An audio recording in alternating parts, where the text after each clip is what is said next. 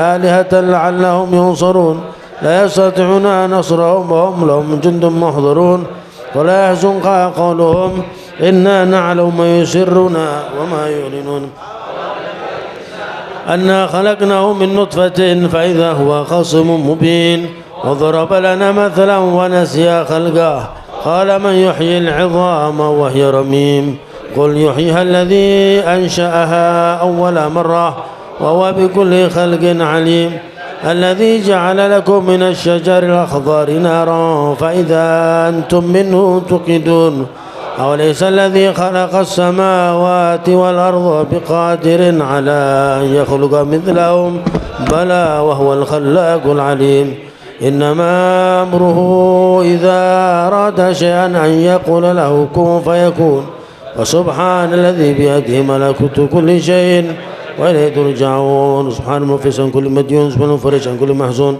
سبحان من جعل خزائنه بين الكاف والنون سبحان من إذا أراد شيئا إنما يقول له كن فيكون مفرج فرج مفرج فرج فرج فرج فرج عنا همومنا غمنا فرجا عاجلا برحمتك يا أرحم الراحمين وصلى الله على سيدنا محمد نبي الأمي وعلى السلام الحمد لله رب العالمين بسر أسرار الفاتحة.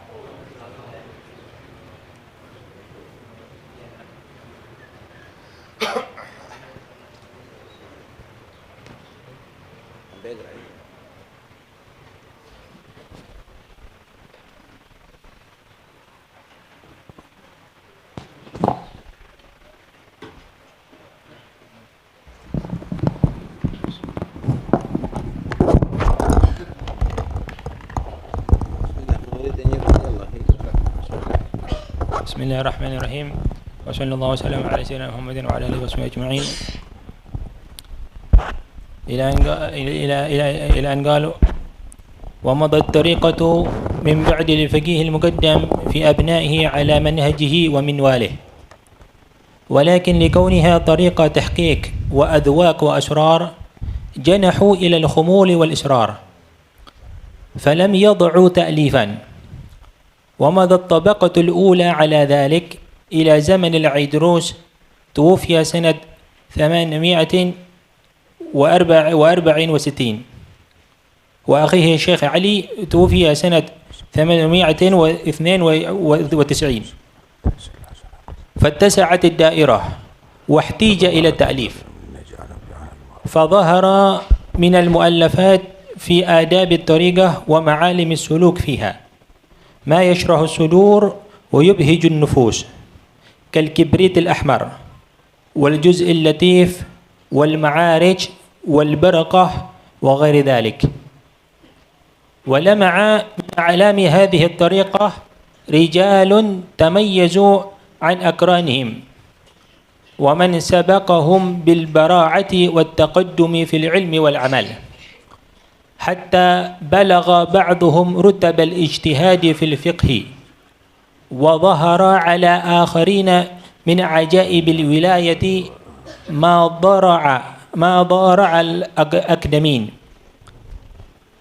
كالشيخ القطبي عبد الرحمن السقاف توفي سنة 819 الملقب بالمقدم الثاني وولده الإمام الغوث عمر محضار توفي سنة 833 والقطب العدروس عبد الله بن أبي بكر توفي سنة 865 وولده الأبي بكر العدني توفي سنة 914 دفين عدن.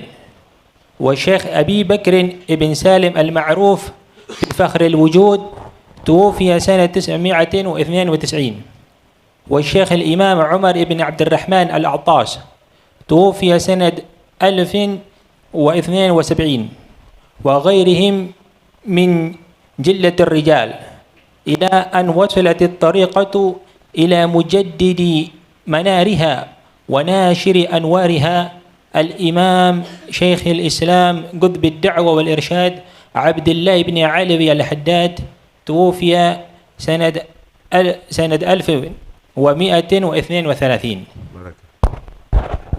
بسم الله. ترجمة ما يقرأ.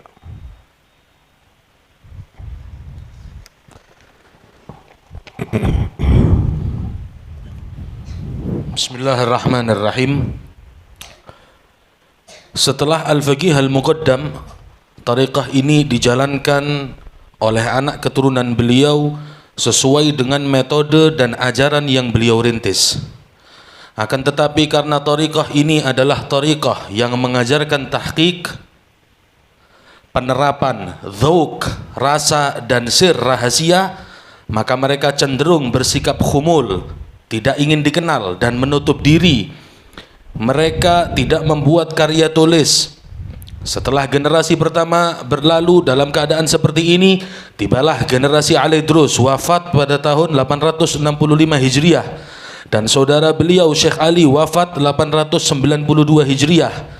Di masa ini ruang lingkup thariqah ini semakin luas sehingga dirasa perlu adanya tulisan tentang thariqah ini. Oleh sebab itu bermunculan kitab-kitab yang memuaskan hati dan menyejukkan jiwa berkenaan adab-adab thariqah serta ajaran-ajaran suluk dalam thariqah ini, seperti Kibritul Ahmar, Juzul Latif, Al-Ma'arij, Al-Burqah dan lainnya, dikutip dari kitab Iqdul Yawaqid Al-Jauhariyah. Nah, bismillahirrahmanirrahim. Muhammad. Kemarin sudah diterangkan bahwa perintis Thariqah Alawiyah adalah Al-Faqih Al-Muqaddam Muhammad bin Ali. Thariqah ini diteruskan oleh anak cucu beliau dengan metode sesuai dengan ajaran Al-Faqih Al-Muqaddam. Nah, cuma memang thariqah ini adalah bukan thariqah yang sembahyang thariqah yang bisa diikuti semua orang saat itu. Karena thariqah ini adalah tahqiqul haqiqah. Thariqah itu tahqiqi al-haqiqah. Haqiqah yang ditahqiq lagi. Thariqah ahli dzauq. Bukan hanya sekedar zahir, bukan sekedar ilim, tapi dzauq sudah. Thariqah ahli sir. Jadi gambarannya yang ikut thariqah ini ya wali-wali sudah. Karena yang ikut thariqah Al-Alawiyah saat itu dulu adalah ahlul haqiqah untuk tahqiqul haqiqah. Ibarat udah keluar minyaknya diabstrak lagi. Lebih di lagi. Jadi bukan thariqah orang biasa. Thariqah ahli dzauq, bukan ahlul ilm saja. Ahlul dzauq. Dzauq itu di atasnya ilmu. Waj'alil ilma muqtadana bihukmi dzauq fi fahmi sirril ma'nal ma'iyyah. Jadi sudah merasakan, bukan hanya sekedar sholat, tapi merasakan kenikmatan sholat. Bukan hanya menjadi orang beriman, tapi merasakan nikmatnya iman. Ini ahlu dzauq. Dan itu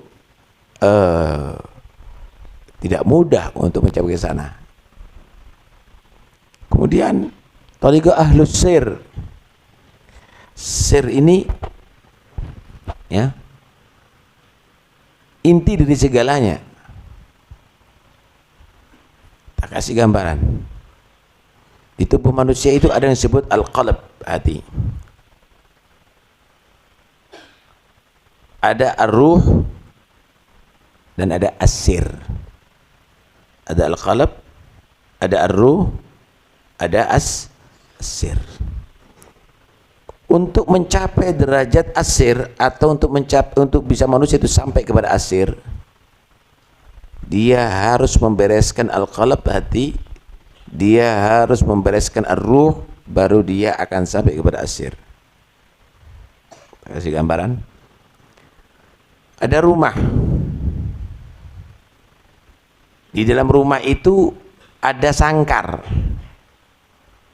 Di dalam sangkar itu ada burung. Untuk mendapatkan burung itu harus dia melalui rumah. Kalau sudah dia bisa melalui rumah, harus sampai kepada sangkar, baru dia bisa menggapai burungnya.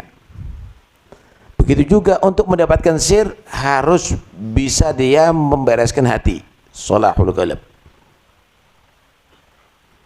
Kalau sudah hati ini beres, tashihun niyah, tazkiyatul qalbi, itu semuanya beres, baru masuk ke ruh nanti.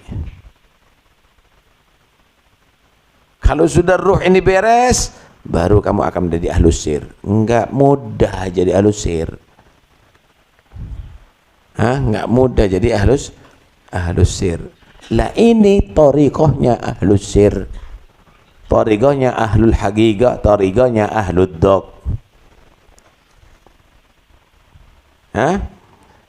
Karena itu maka mereka cenderung bersikap khumul, tidak mau dikenal dan menutup diri. Kenapa? Karena dhaq ini nggak bisa diceritakan. Kalau sudah kamu sampai di situ baru akan merasakan. Sir ini nggak bisa diceritakan karena rahasia kok. Malah bagi aulia itu sir itu diterangkan itu dosa. Nggak boleh dengan sengaja. Sehingga dikatakan kasfu sirri rububiyah kufrun. Bisa kufur bagi mereka itu, bahaya itu.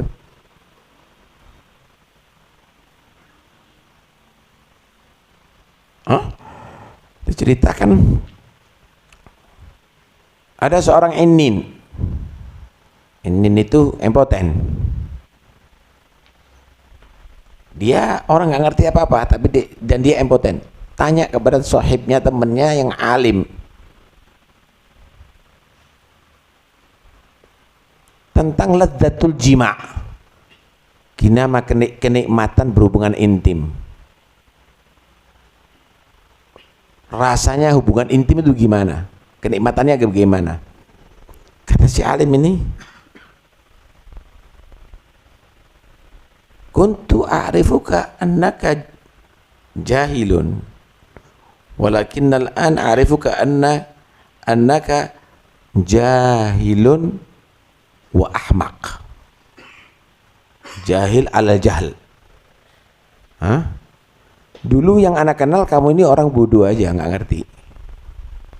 Tapi sekarang bukan orang yang bodoh juga, bodoh dan tidak tahu diri. Kenapa? Karena ladzatul jima', nikmatnya berhubungan intim itu dzauq, itu rasa, nggak bisa diceritakan. Ente obati diri kamu sampai kamu tadi itu normal, nggak jadi impoten, kawin baru tahu rasanya.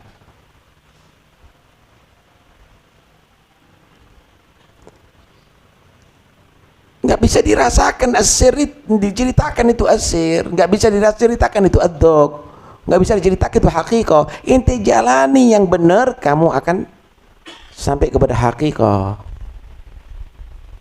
Nggak bisa dirasakan. Bisa ngerasakan nikmatnya sate? Nggak bisa. Belajar cara membuat sate, kemudian laksanakan itu, baru kamu rasakan. Oh ternyata kurang ininya, oh kurang ininya, baru kamu bisa perbaiki. Paham nih? Nah, karena ini adalah ajaran thariqahnya ahlus sir, ahlud dzauq, ya mereka akhirnya menutup diri, nggak bisa diterangkan sebabnya. Mereka menutup diri. Berlalu sampai tibalah ke zamanul Idrus, Habib Abdullah bin Abu Bakar. Zamanul Idrus ini tahun 865 Hijriah, dan juga saudara beliau Ali bin Abi Bakar As-Sakran yang wafat tahun 892 Hijriah. Nah, di masa ini ruang lingkup thariqah alawiyah ini semakin luas, semakin banyak pengikutnya. Sehingga kalau dulu nggak seberapa, pembimbingannya mudah. Mereka tidak membuat kitab, tapi membuat rijal, membuat panutan-panutan, membuat berkarya bukan tulisan tapi berkarya untuk mengeluarkan ulama-ulama besar. Zamannya Al-Idrus, wah ada sudah di beberapa daerah, maka mulailah terjadi karya tulisan. Jadi Fagil Muqaddam, Abdurrahman As-Saggaf, gak ada karya tulisan. Sampai ke zaman Al-Idrus, Habib Abdullah dan saudaranya Habib Ali, Ibnai Abu Bakar bin Abdurrahman As-Saggaf bin Muhammad Maulid Dawilah, mulai terjadi karya, ada di situ tulisan. Nah, di situ mulai bermuncullah kitab-kitab. Nah, jadi mereka tidak sibuk dengan menulis dulu itu, sibuk dengan mencetak manusia, sehingga Masya Allah keluar kutub-kutub yang luar biasa. Tapi karena sudah lebih luas, maka mulai mereka menulis ya. Mereka akhirnya menulis luar biasa, Masya Allah, tabarakallah. Banyak sekali karangan yang mengajarkan suluk dalam thariqah ini. Perhatikan baik-baik. Manusia itu untuk masuk thariqah harus menjadi salik.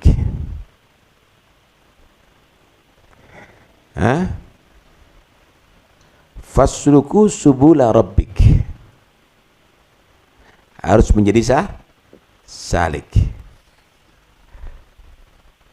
Di situ ketika menjadi salik akan bertemu dengan murabbi yang akan membimbing dia sampai usul ilallah. Nanti di kitab Ayyuhal Walad akan diterangkan bagaimana syaratnya menjadi salik. Nggak asal masuk thariqah begitu aja, nggak asal dibimbing suruh itu suruh ini, dijadikan salik dulu, karena itu ada syekhut taslik namanya. Syekhut taslik. Kitab-kitab ini mengajarkan kita untuk menjadi salik yang akhirnya masuk thariqah, dibimbing dengan murabbi sampai usul ila Allah Subhanahu wa ta'ala. Terus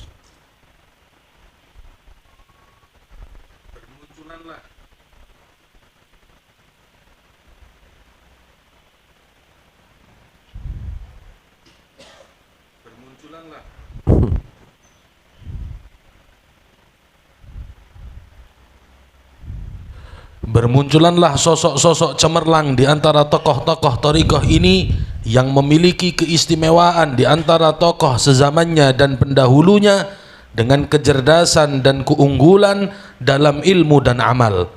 Sebagaimana mereka bahkan sebagian mereka bahkan mencapai derajat ijtihad mutlak dalam ilmu fikih.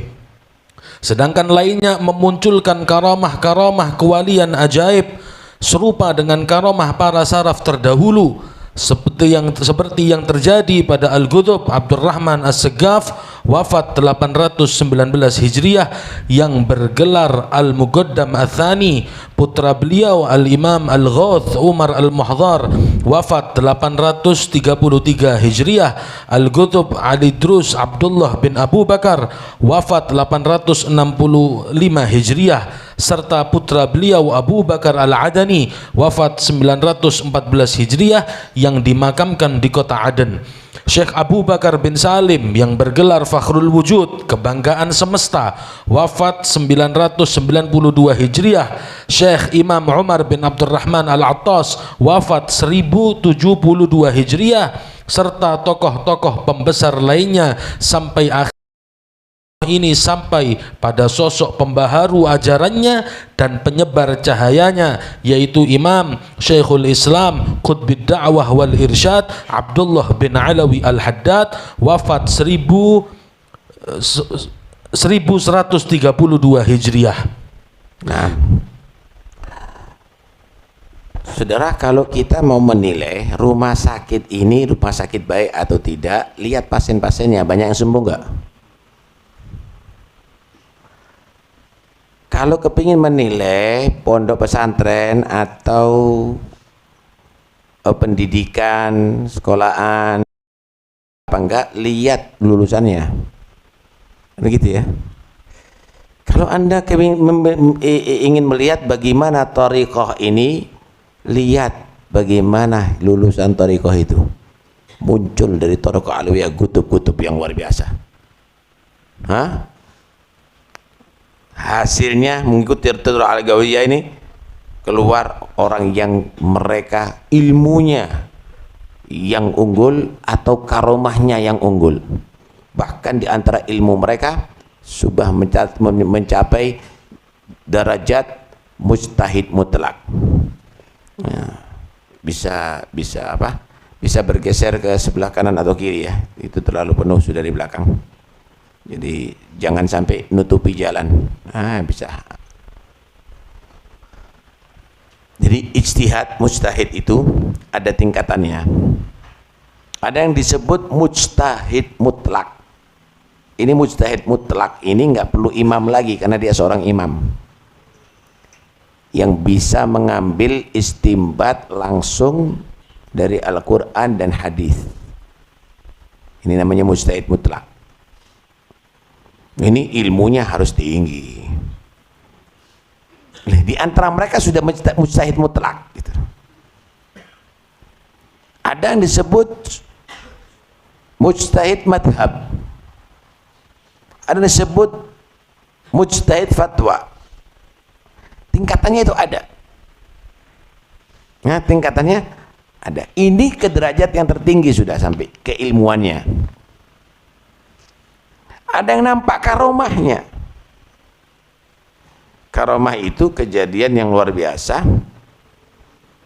yang Allah munculkan daripada hamba-hamba pilihannya para ulia. Kalau hamba-hamba pilihannya para nabi, itu kejadian disebut mukjizat. Karomah ini Allah munculkan yang tidak bisa muncul pada kenormalan, di luar normal. Kenapa? Karena Allah memberi kekuatan bagi dia yang tidak bisa dimiliki oleh manusia yang normal dengan ikhtiarnya. Karomah itu muncul. Dan itu karomah banyak. Di Al-Quran juga Allah ceritakan karomah. Bukan hanya mukjizat. Bagaimana Ashabul Kahfi? Mereka bukan nabi. Tidur 300 tahun. Karomah itu. Bagaimana Khidir? Ada khilaf, ada yang menyatakan nabi, ada yang bukan nabi. Yang bisa mengetahui yang akan datang. Anak kecil dibunuh karena nanti besarnya bisa kafir dan mengkafirkan orang tuanya. Dibunuh aja. Kenapa? Kalau mati kecil masuk surga. Supaya selamat, nggak masuk neraka dia. Orang tuanya juga terlindungi imannya. Mengetahui yang akan datang. Ini karomah ini. Ada universitas yang bisa mengajarkan mengetahui yang akan datang. Bukan ilmu. Itu karomah itu. Banyak sekali. Sayyidatuna Maryam itu karomah. Karena nggak ada nabi perempuan. Bagaimana bisa di tempat yang terkunci tapi mendapatkan buah-buahan yang bukan ada di musimnya? Karomah. Wah, banyak sekali. Di Al-Quran disebutkan karomah-karomah tadi itu. Kalau itu terjadi pada umat dahulu, apalagi umatnya Nabi Muhammad. Apalagi daripada keluarganya Nabi Muhammad. Banyak karomah yang Allah tampakkan. Orang kalau mengingkari karomah, ini tidak masuk akal. Ya, bukan tidak masuk akal. Kamu tidak punya akal. Kalau kamu tahu dan meyakini Allah Maha Bisa, ya selesai. Ibn Ruslam mengatakan batas karomah itu begini. Wal auliya dawu karamatin rutab wa man tahu li waladin min ghairi ab. Semua mukjizat pada Nabi itu bisa terjadi pada wali kecuali satu. kecuali satu, yaitu anak lahir dari perempuan tanpa suami. Itu Nabi Isa alaihissalam. Karena itu kalau ada perempuan hamil, saya ini seperti Siti Maryam Korowis. Ini termasuk karomah? Enggak. Ngandui bojo ya zina itu berarti. Paham nih ya?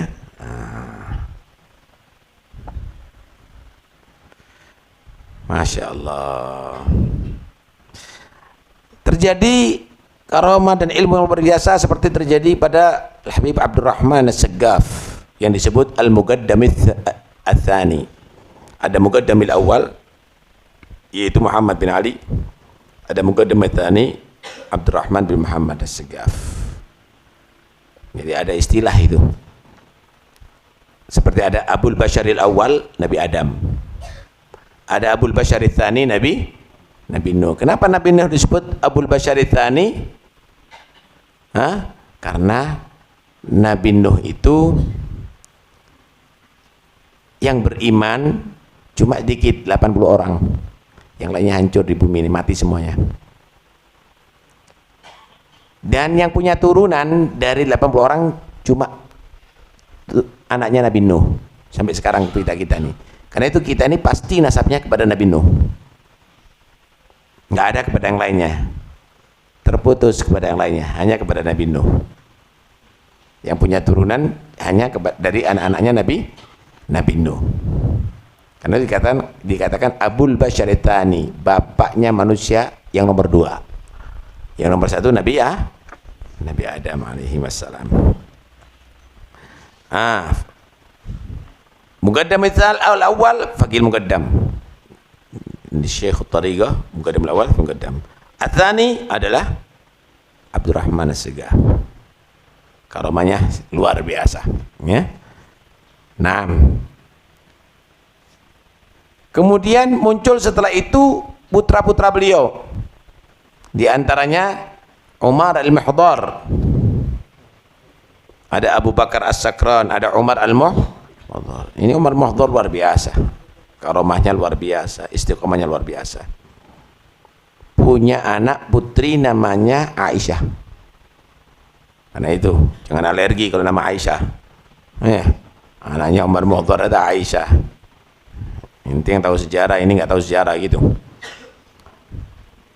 Punya anak namanya Aisyah. Hebat ini Aisyah ini. Putri daripada seorang gutub Umar al-Muhdar, Umar bin Abdurrahman. Dikawin dengan laki-laki gutub Abdullah al-Idrus. Punya anak gutub Abu Bakar Adni. Kalau ada perempuan gutub mungkin jadi perempuan gutub, karena nggak ada. Gutub itu kedudukan yang harus dipegang oleh laki itu, ya. Kata khalifah dia.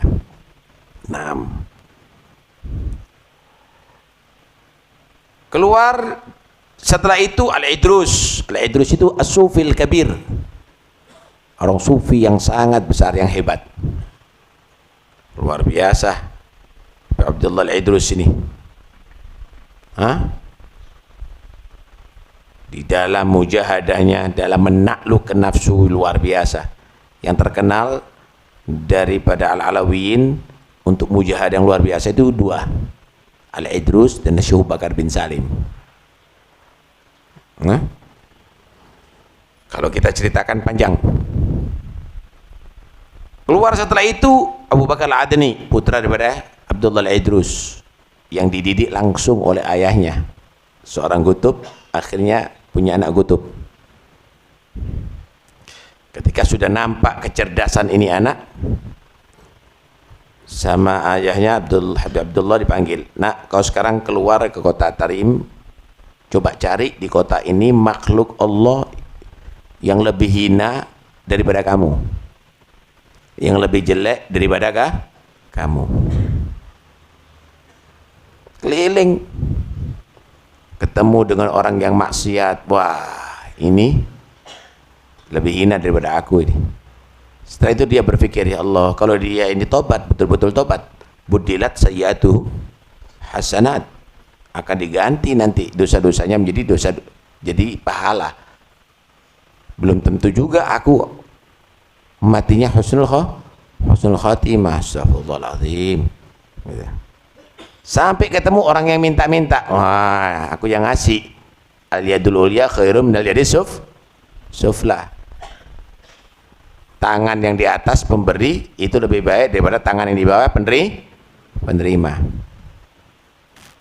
Tapi setelah itu dia berpikir, ini orang lebih tua dari aku, sholatnya lebih banyak, baca Qurannya lebih banyak, zikirnya lebih banyak, game lebih banyak. Astagfirullahaladzim. Sampai ketemu anjing, nah, binatang najis lagi. Mukalla tuh, kalau madhab Syafi'i, manusia. Dia berpikir, ya Allah, kalau aku husnul khatimah masuk ke surga, aku lebih baik daripada anjing ini. Tapi kalau aku suruh khatimah masuk neraka, anjing lebih baik daripada aku. Pulang nggak bawa apa-apa. Duh, ada yang kamu temukan yang lebih hina dari kamu? Setelah aku keliling Abah, ternyata anakmu adalah yang paling hina di kota ini. Kata orang tuanya, sekarang kamu sampai sama Allah. Merasa lebih hebat daripada yang lainnya. Jangan berharap usul ilallah. Masya Allah. Keluar juga dari tariqah madrasah, tariqah Alawiyah ini, Syekh Abu Bakar bin Salim. Syekh Abu Bakar bin Salim, masa mudanya dia berangkat dari Lesik, rumah tempat tinggalnya, berangkat ke Tarim setiap malamnya. Tujuannya adalah untuk ngisi tempat wudhu di seluruh masjid di kota Tarim, mulai dari Lesik sampai kota Tarim. Bukan hanya tempat wudhu, tapi juga tempat minumnya binatang-binatang. Nggak ada pompa dulu, dia yang ngerek sendiri, dipenuhi. Setelah itu sholat 2 rakaat. Padahal di kota Tarim itu masjidnya ada 360 masjid, mungkin ratusan masjid. Setiap malam kadang-kadang kakinya berdarah-darah, khidmat untuk umatnya Nabi. Begitu. Karena itu kalau jadi sayyid, jadi ustadz, jadi tokoh agama, jadi kiai, jadi habib, jangan minta dihidmati, kamu harus khidmat. Nih dari Syekh Abu Bakar bin Salim, khidmat sama umatnya Nabi itu sama dengan khidmat kepada Nabi. Diangkat derajatnya oleh Allah. Nggak ada ruginya kalau khidmat sama umatnya Nabi, nggak ada ruginya. Nanti nabinya yang akan menjadi saksi. Masya Allah. Setiap hari tidak kurang 500 orang yang dijamu di atas rumahnya, ngepul terus dapurnya. Kalau kita kan ngasih wafer sama tamu, daging. Masya Allah, Syekh Abu Bakar bin Salim. Wah, udah isya ini. 15 tahun tawadhu, ngedepi semua tamu, tua, muda, semuanya duduk dalam seperti dalam keadaan tawarruk, seperti tasyahud akhir. Tawadhu. Enggak seperti anak ini duduk di kursi ini. Ya, anak duduk di kursi bukan kenapa, supaya kelihatan lah semuanya. Masa ustadznya di sumur yang ngaji, kemudian muridnya ada di loteng, kan bingung ini nanti. Wah, panjang ini kalau kita terangkan. Keluar Umar Al-Attas, Umar bin Abdurrahman Al-Attas, ini dakwah, orangnya nggak kelihatan Pak, tapi dakwah terus, keluar terus, sehingga selama hidupnya tidak pernah wajib sholat Jumat, musafir terus dalam dakwah, menyebarkan ilmu, ngajar ilmu, keluar kota, keluar terus, dengan sampai tuanya tidak pernah wajib sholat Jumat. Itu pun tidak pernah meninggalkan sholat Jumat. Kalau kita kan ngeluh dikit tidak sholat, mules titik tidak sholat, buat mainan. Wadan Habib, fadal.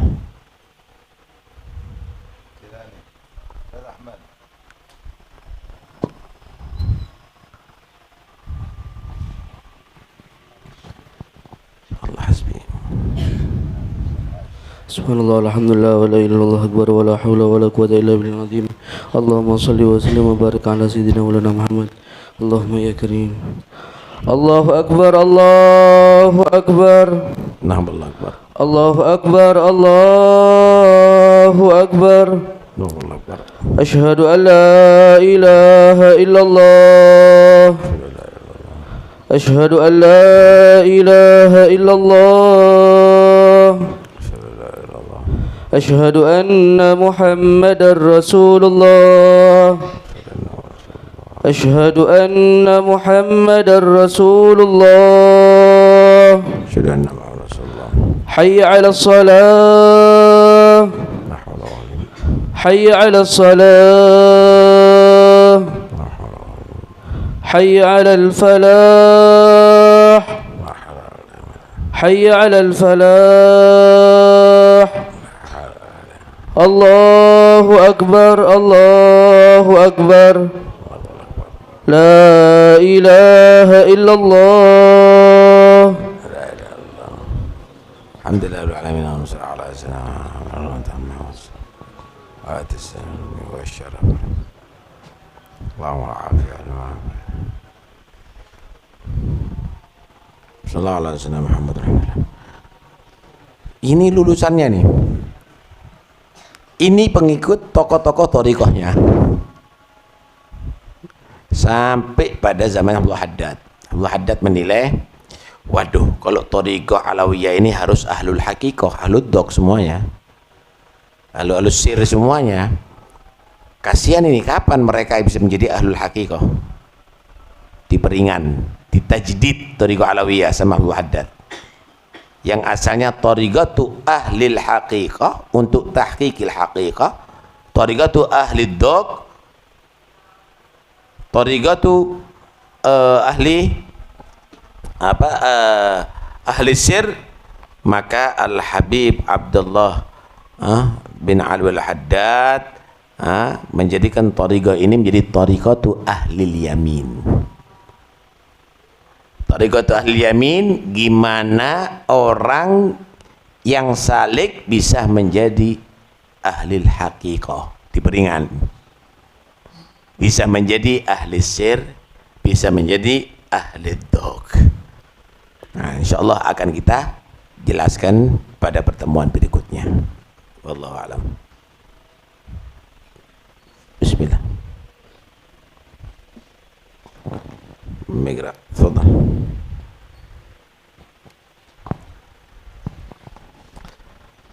Bismillahirrahmanirrahim. Ila an qala radhiyallahu ta'ala anhu, walau qara'tal ilma mi'ata sanatin wa jama'ta alfa kitabin la takunu musta'iddan li rahmatillahi ta'ala illa bil amal wa an laysa lil insani illa ma sa'a.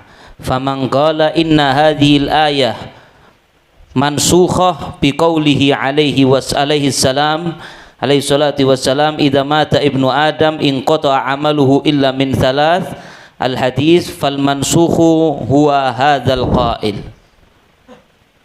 Wala in kanat mansukhatan fama taqulu fi qaulihi ta'ala, faman kana yarju liqa'a rabbih falyamal 'amalan shalihan jazaa'an bima kanu yaksibun, jazaa'an bima kanu ya'malun. Innal ladzina amanu wa 'amilus solihati kanat lahum jannatul firdausi nuzulan khalidina fiha la yabghuna 'anha hiwala. Fa khalafa min ba'dihim khalfun adaa'us salata wattaba'us syahawat fasawfa yalqawna ghayya illa man taba wa amana wa 'amila sholihan. Illa man taba wa amana wa 'amila amalan solihah. Bismillah walhamdulillah wassalatu wassalamu ala rasulillah sayyidina Muhammad wa abdillah wa ala alihi wa sahbihi wa man wala, wala hawla wala quwwata illa billah. Nah, kemarin diterangkan bagaimana ilmu itu dipelajari untuk diamalkan, untuk dipraktekkan, untuk direalisasikan dalam kehidupan, bukan hanya sekedar menjadi ilmu pengetahuan tapi tidak ada praktek. Beda kalau Anda mempelajari misalnya ilmu tentang perbintangan atau yang lainnya, bukan untuk praktek itu. Tapi kalau Anda belajar ilmu sholat, untuk dilakukan sholatnya. Kalau Anda mempelajari ilmu yang wajib, untuk kamu laksanakan itu kewajiban. Ilmu yang haram, untuk kamu hindari yang diharamkan tadi itu. Lain. Seandainya kamu telah mempelajari ilmu 100 tahun dan kamu sudah mengumpulkan 1000 kitab di luar kepala kamu semuanya, maka kamu tidak dikatakan musta'iddan li rahmatillah, menjadi orang yang siap mendapatkan rahmat Allah kecuali mengamalkan ilmu.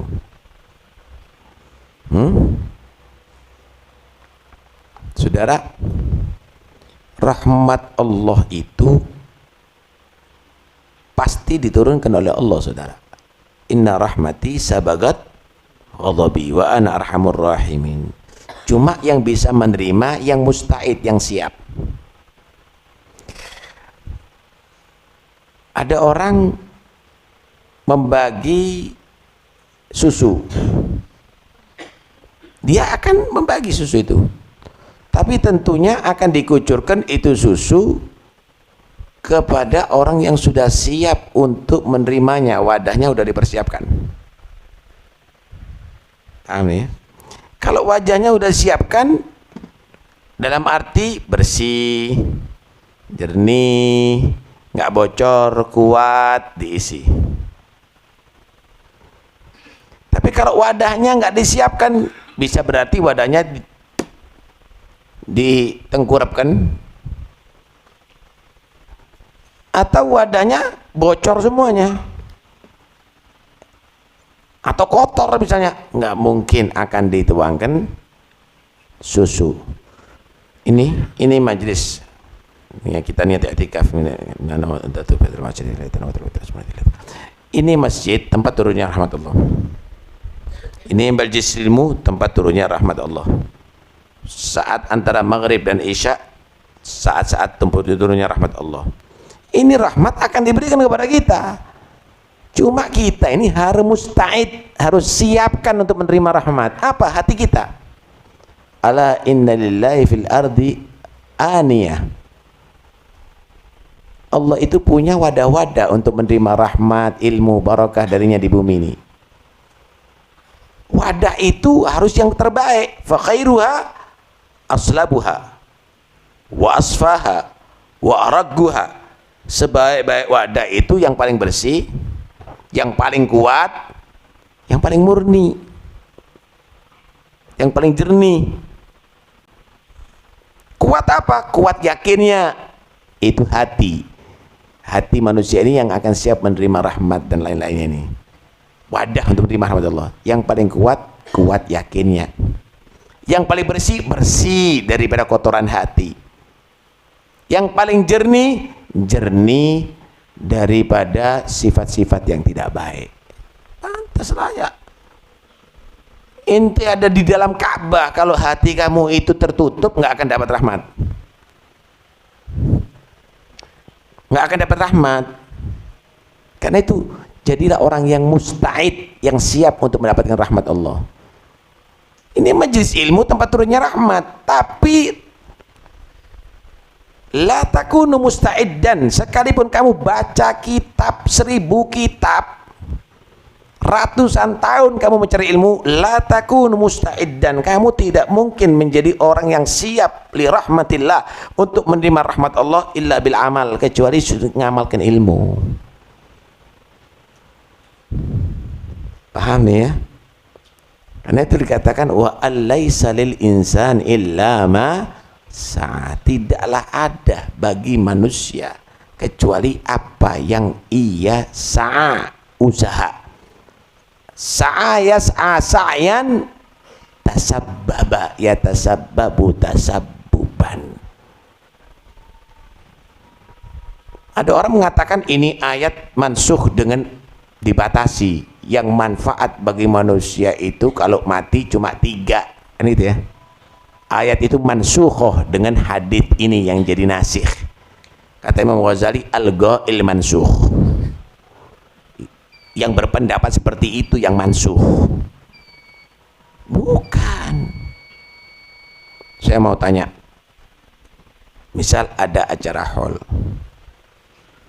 Haulnya Al-Arif Billah, wali min awliyaillah. Di situ orang baca Quran, di situ orang berzikir. Sebabnya apa orang itu baca Quran? Sebabnya karena dia seorang yang soleh, seorang yang dekat kepada Allah. Ini termasuk sa'yahu, usahanya dia menjadi orang soleh sampai membuat orang bisa membaca Al-Quran segitu banyak. Ini masuk wa an laisa linsan illa ma sa'a ay ma tasabbab. Karena kesolehan dia akhirnya menjadi sebab orang-orang tadi itu berbuat soleh. Paham nih? Karena itu kalau memanai harus persis, jangan dipersis-persiskan, harus persis. Kalau persis itu maksakan takalluf namanya. Sa'ayas a itu tasabbaba ya tasabbabu. Kalau memang ayat itu mansukh dengan hanya 3 saja, amal yang manfaat setelah mati itu, maka ayat-ayat untuk kita beramal selain 3 itu nggak bisa dong. Nggak bisa begitu. Faman kana yarju liqa'a rabbih, siapa orang yang dia berharap liqa'a rabbih wa huwa radin anhu, bertemu dengan Tuhannya dan Allah ridha kepada dia, falyamal amalan salihah wa la yusyrik bi ibadati rabbih, hendaknya dia beramal soleh dan jangan menyekutukan amal soleh dengan yang lainnya. Artinya jangan ada tendensi riya atau untuk kepentingan duniawi. Akhirnya amal soleh dibuat alat untuk mendapatkan keberuntungan duniawi. Itu nggak benar. Jazaa'an bima kanu ya'malun, mendapatkan balasan dengan apa yang diamalkan oleh manusia. Jazaa'an bima kanu yaksibun, dengan usahanya manusia. Banyak ayat-ayatnya. Dah, hanya ilmu aja tanpa amal. Lah terus apa ini ayat-ayat ini? Amalan solihah, jazaa ma kanu ya'malun, jazaa ma kanu yaksibun, innal ladzina amanu wa 'amilus solihat, orang beriman dan amal soleh, kana lahum jannatul firdausi, kanat lahum jannatul firdausi, dia akan ditempatkan surga firdaus. Ente turut tok nyo jannatul firdaus, dikasih villa ndak mungkin di dunia. Wakif jannatul firdaus, ingin masuk jannatul firdaus, innal ladzina amanu wa 'amilus shalihat kanat lahum jannatul firdausi nuzula illa man taba wa amana wa amila amalan salihah. Beramal soleh, bukan hanya tobat tok, tobat, beriman dan beramal amal yang soleh. Jadi di situ bukan hanya sekedar iman, tetapi harus dibarengi dengan amal. Bukan hanya sekedar ilmu, tapi harus dikompliti, diteruskan dengan amal. Kira-kira kalau kamu mendapatkan sapi yang males, nggak mau ngeret, nggak mau mikul, regut, minta makan terus, asan dipotong ini sapi, manfaat ini. Lah terus Allah melihat kamu nganggur terus, keluyuran terus, ndak ada amalnya, masuk surga Firdaus lagi. Apa nilainya itu Jannatul Firdaus dengan amalan kamu kalau begitu? Seakan-akan keranjang sampah itu Jannatul Firdaus. Pikir baik-baik. Karena itu datuknya kita ini, mereka orang yang ahlul amal. Kenapa? Karena mereka pingin sama Nabi di Jannatul Firdaus.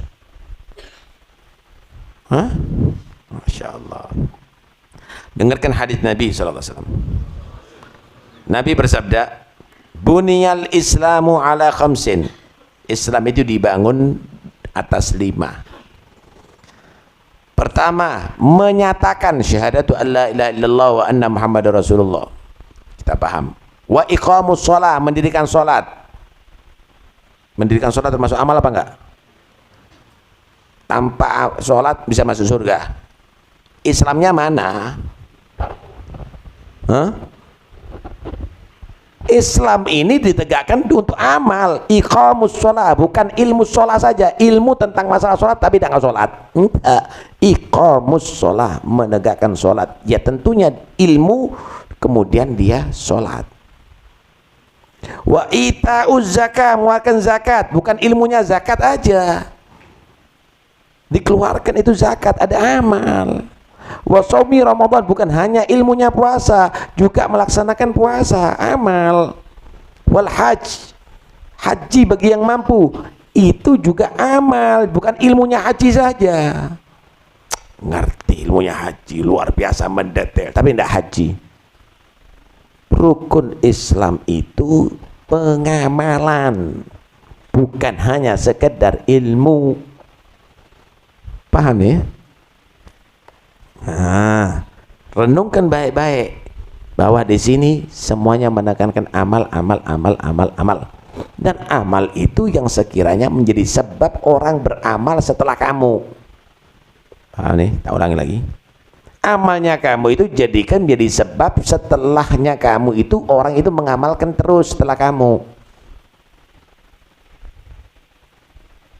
Jadi ustadz diteruskan sama muridnya. Kaderisasi harus ada. Hah? Jadi orang tua diteruskan sama anaknya, kaderisasi harus ada. Ojo engko nerusno sing ndak. Joget, istiqomah futsal, ya silahkan. Tapi bukan dikader untuk itu, kader untuk amal soleh. Ya sekali-kali bolehlah kita main. Istiqomah main itu opo nilainya hidup ini saudara? Hah? Bah Panjasari, dalilul a'mali aktsar wal iman. Al iman itu qaulun bil lisan wa tasdiqun bil janan wa amalun bil arkan. Iman itu diucapkan oleh lisan, amantu billah wa malaikati wa kutubihi wa rusuli dan seterusnya. Wa tasdiqun bil janan, harus dipercaya oleh hati. Wa amalun bil arkan, harus direalisasikan dengan anggota badan. Wa dalil amal aktsar min an tuhsa, banyak sekali dalil-dalil yang menerangkan tentang amal. Idza kana al-'abdu yablughul jannata bi fadlillah wa karamih walakin ba'da an yasta'idda bi ta'atihi wa ibadatihi li'anna rahmatallah gharibul muhsinin. Memang orang itu masuk surga itu karena rahmat Allah, bukan karena amal. Fadlullah, kemurahan Allah, bukan karena ibadahnya manusia. Tetapi untuk mendapatkan rahmat Allah dan fadlullah, kita harus siapkan ibadah. Kenapa? Inna rahmatallahi garibun minal muhsinin. Rahmat Allah itu dekat kepada orang yang berbuat baik. Wallahu a'lam. Ada yang perlu dipertanyakan? Fadhal. Assalamualaikum warahmatullahi wabarakatuh. Sebelum kita, alhamdulillah wassalatu wassalamu ala rasulillah Sayyidina Muhammad bin Abdillah wa ala alihi wa sahbihi wa ala. Sebelum dimulai sesi pertanyaan, diumumkan bahwa majelis ini di pertemuan yang akan datang insya Allah pada tanggal 9 September, hari Sabtu kedua pada tanggal 9 September, diharapkan kehadiran antum semuanya. Selanjutnya kalau ada yang bertanya dipersilahkan. Ke mic-nya dipasang di sana. Dipasang mic-nya. Yang mau tanya langsung ke tiang mic di situ.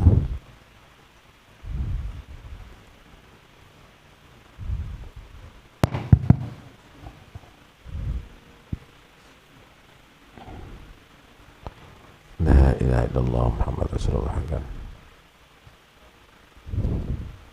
Mau tanya untuk dia.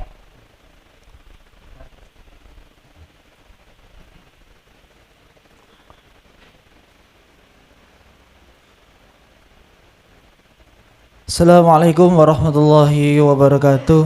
Waalaikumsalam. Permisi, sebelumnya Bib, saya mau tanya tentang diri saya. Saya mulai mengenal pentingnya belajar ilmu Islam tahun 2021 di kala corona. Akhirnya datanglah ke majelis ilmu, dan tahun 2022 itu sudah mulai masuk kuliah lagi. Akhirnya terbatas untuk istiqomah datang ke majelis ilmu, sehingga saya juga memutuskan untuk belajar online lewat YouTube maupun platform belajar. Yang saya ingin tanyakan, saya mohon pengarahan dan juga bimbingannya dalam belajar dan nasihat-nasihatnya dalam saya yang mengalami keterlambatan dalam belajar ilmu. Dan pertanyaan yang nomor 2, bagaimana kita menghindari kepada oknum-oknum ulama yang mereka mengatakan kebenaran namun mereka gunakan untuk kebatilan, seperti contohnya mereka tidak mau mengikuti indahnya memahami perbedaan para ulama, dan juga suka mereka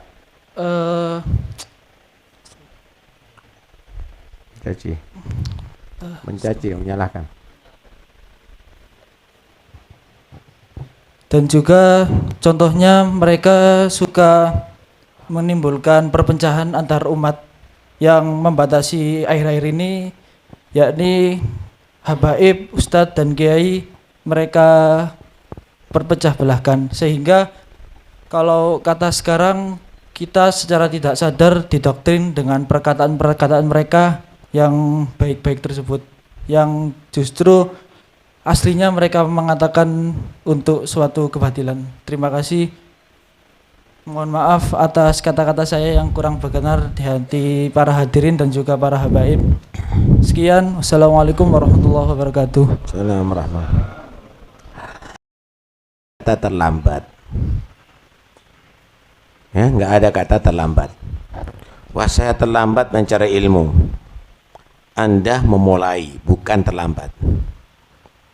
Walaupun misalnya kurang umur itu 1 jam, belum terlambat. Kalau ke Allah, jangan-jangan dengan kalimat la ilaha illallah langsung akan menjadi sebab diampuni dosanya oleh Allah. Enggak ada kata terlambat untuk sampai kepada Allah Subhanahu wa taala.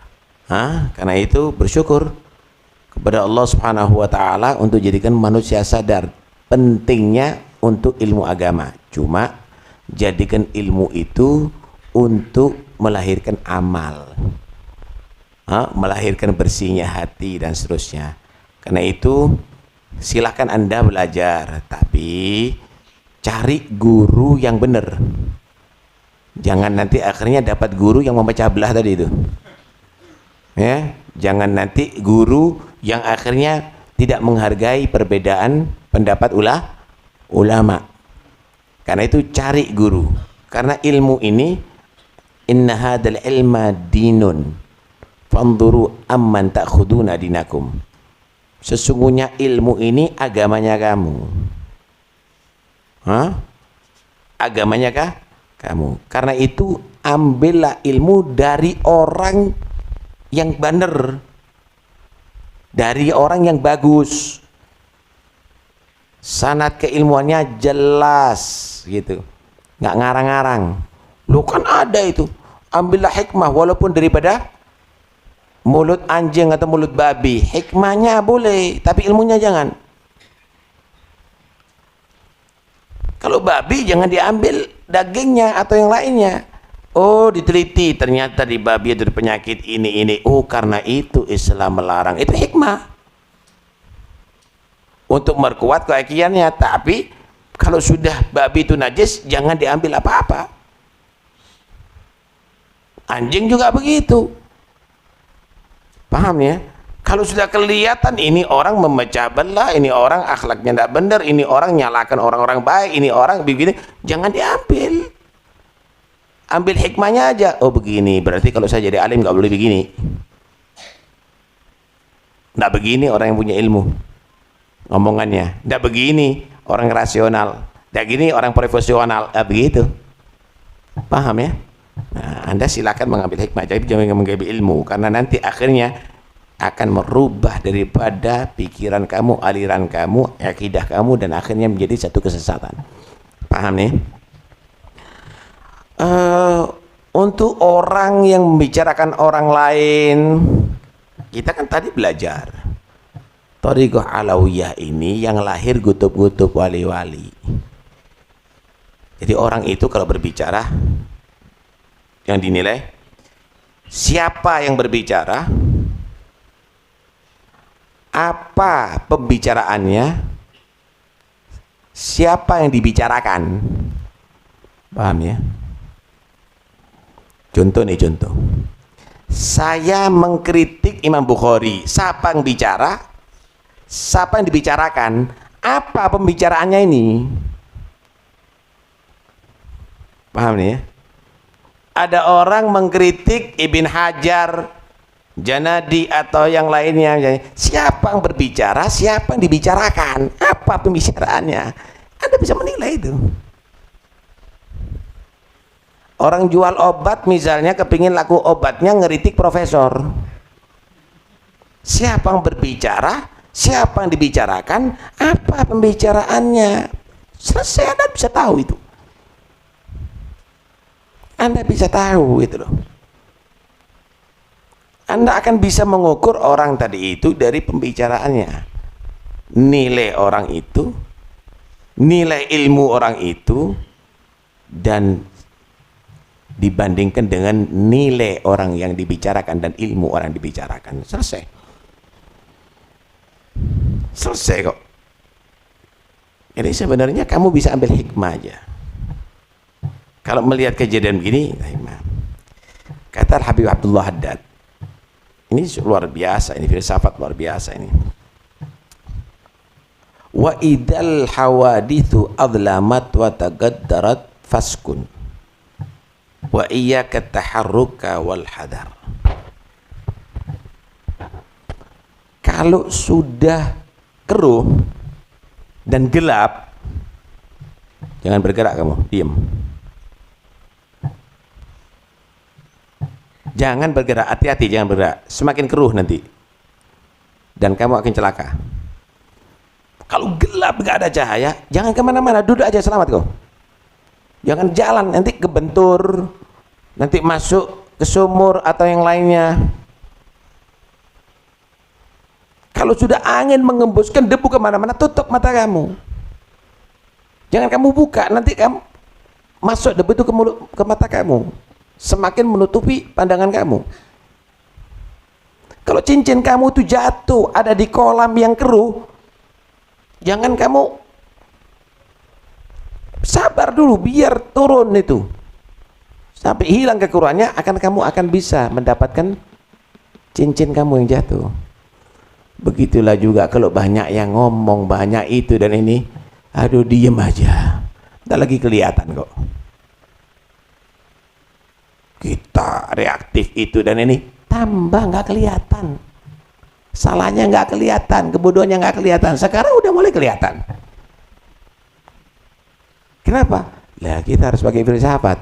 Ini buat apa? Kita tambah gerak ya tambah debunya naik. Air yang keruh tambah keruh. Harus cerdas kita. Paham ya? Udah kita terus aja begini. kita semakin tahu hak, kita semakin tambah ilmu. Itu kan muter-muter terus nggak habis-habis, konyol. Nanti akhirnya oh iya bener, selesai. Akhirnya iya bener, iya Ibn Hajar itu bener kok begitu, yang ulama-ulama dulu itu bener itu. Akhirnya begitu kok, akhirnya begitu. Nah, karena itu nggak usah ngabiskan umur. Ini kita pelajari supaya tambah ilmu, tidak amalkan, akhirnya melahirkan ibadah taat yang diridhoi oleh Allah Subhanahu wa taala. Begitu ya. Alas, nggak usah dipikir. Ada yang lain?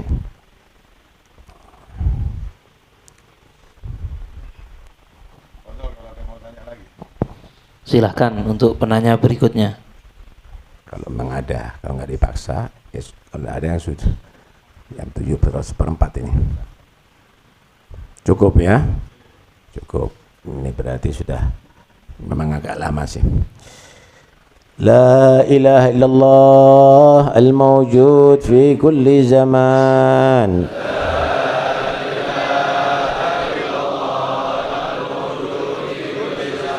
لا إله إلا الله المعبود في كل مكان.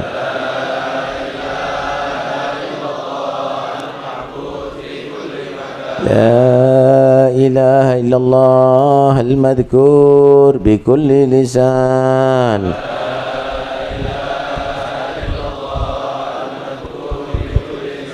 لا إله إلا الله المعروف بالإحسان.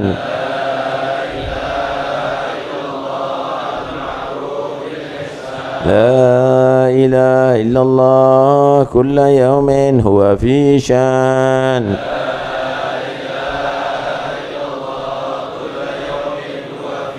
لا إله إلا الله الأمان الأمان من زوال الإيمان.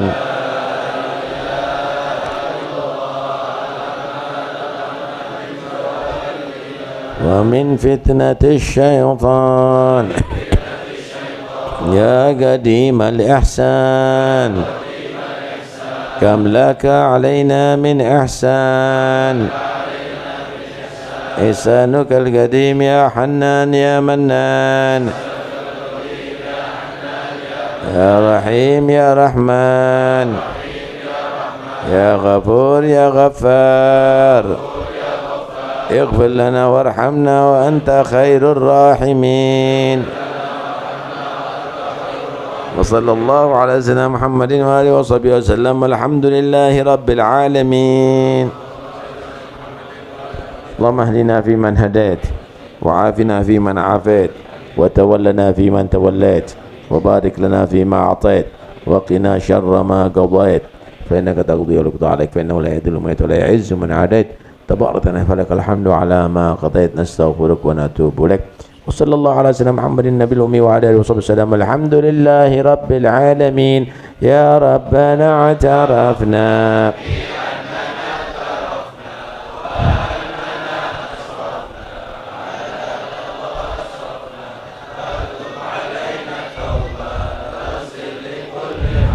بسم الله.